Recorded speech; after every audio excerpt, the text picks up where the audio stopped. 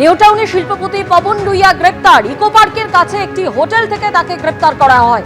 কিছুদিন আগে রাজ্য পুলিশের সাইবার ক্রাইমে এফআইআর দায়ের হয় পবন রুইয়ার বিরুদ্ধে। আর নিউটাউনের হোটেল থেকে ইকো পার্কের কাছে একটি হোটেল থেকে পবন রুইয়াকে গ্রেপ্তার করা হয়েছে। আমাদের প্রতিনিধি ময়ূক ঠাকুর চক্রবর্তী আমাদের সঙ্গে রয়েছেন। ময়ূক, পবন রুইয়াকে গ্রেপ্তার করা হয়েছে, তার বিরুদ্ধে ঠিক কি অভিযোগ? দেখো, শিল্পপতি পবন রুইয়া তাকে নিউ টাউনের ওয়েস্ট ইন হোটেলের সামনে থেকে আজকে দুপুরের পর রাজ্য পুলিশের সাইবার ক্রাইম উইং তাকে অ্যারেস্ট করে। 2024 সালে একটা মামলা হয়। ঘটনার জিস্ট আমি বলে দিচ্ছি, যেটা হচ্ছে স্বপন কুমার মণ্ডল নামে একজন প্রবীণ নাগরিক, যিনি ইকো পার্ক এলাকার বাসিন্দা। তিনি অভিযোগ করেন যে তিনি মোবাইলে একটা অ্যাপ ইনস্টল করেন, যে এবং সেই ইনস্টল অ্যাপে তিনি টাকা বিনিয়োগ করেন, মোটা টাকা সেখানে রিটার্ন দেওয়া হবে, এই প্রতিশ্রুতি দেওয়া হয়েছিল। এই করে ওই প্রবীণ নাগরিকের 93 লক্ষ টাকা প্রতারিত হয়। তদন্তে জানা যায় যে প্রতারণার টাকা একাধিক শেল কোম্পানি মারফত ব্যাংক অ্যাকাউন্টে ঘোরানো হয় এবং এই অ্যাকাউন্টগুলো পরিচালিত হয়েছে রুইয়া এবং তার পরিবারের সদস্যদের দ্বারা। তদন্তে এটাও জানা যায় যে এটা রুইয়া সেন্টার, যেটা সৈয়দ আমির আলী এভিনিউতে পাঁচ সার্কাসের কাছে, গোটা বিষয়টা কন্ট্রোল হয়েছে। এরপরই Bidhannagar CCU cyber crime wing রাজ্য পুলিশের তারা তদন্ত শুরু করে। তদন্তে আরো উঠে আসে যে জাতীয় সাইবার অপরাধের যে পোর্টাল রয়েছে, সেই পোর্টালে 1379টা সাইবার প্রতারণার অভিযোগ এই চক্রের বিরুদ্ধে রয়েছে এবং যেখানে প্রতারণার অ্যামাউন্ট প্রায় কয়েকশো কোটি টাকা। এবং তদন্তকারীদের দাবি এই চক্র প্রতারণার টাকা বিদেশে পাঠাতো এবং মানি লন্ডারিং করে ক্রিপ্টো কারেন্সিতে সেটা ব্যবহার করা হতো। এটা একটা বিরাট বড় প্রতারণার চক্র। আজকে বিকেল 4:45 এমনটাই সাইবার ক্রাইম উইং বলছে। জেপটিন হোটেলের সামনে থেকে শিল্পপতি পবন রুইয়াকে অ্যারেস্ট করা হয়। এই দিনই কলকাতা হাইকোর্টে পবন রুইয়া এবং তার পরিবারের সদস্যদের দেওয়া যে আইনি সুরক্ষা, যে ইমিউনিটি ছিল, সেটা হাইকোর্ট প্রত্যাহার করে নেয় এবং তারপরই রাজ্য পুলিশের সাইবার ক্রাইম উইং তাকে অ্যারেস্ট করেছে।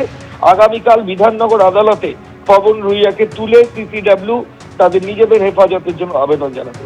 ময়ূক, তুমি আমাদের সঙ্গে থাকো। আপনাদের যেমনটা জানাচ্ছিলাম, নিউ টাউনে শিল্পপতি পবন রুইয়া গ্রেপ্তার। সাইবার প্রতারণা মামলায় তাকে গ্রেপ্তার করা হয়েছে। ইকো পার্কের কাছে একটি হোটেল থেকে গ্রেপ্তার করা হয়েছে পবন রুইয়াকে।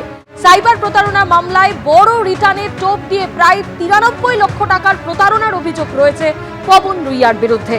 আবারও কথা বলবো আমাদের প্রতিনিধি ময়ূক ঠাকুর চক্রবর্তীর সঙ্গে। ময়ূক, তুমি যেমনটা বলছিলে যে এই কোম্পানির বিরুদ্ধে একাধিক অভিযোগ এবং বড়সড় চক্র রয়েছে এই কোম্পানির, এইভাবে বড় রিটার্নের টোপ দিয়ে টাকা হাতানোর। দেখো, একদমই এখনো পর্যন্ত সাইবার ক্রাইম উইং সূত্রে যে খবর পাওয়া যাচ্ছে, যে আমি আগেও বলছিলাম, স্বপন কুমার মণ্ডল বিধাননগরের ইকো পার্ক এলাকার বাসিন্দা। তিনি একটি অভিযোগ করেন এবং অভিযোগ করে বলেন তিনি একটা অ্যাপ ইনস্টল করেছিলেন, যে অ্যাপে প্রতিশ্রুতি দেওয়া হয়েছিল যে টাকা ইনভেস্ট করলে সেখানে রিটার্ন পাওয়া যাবে।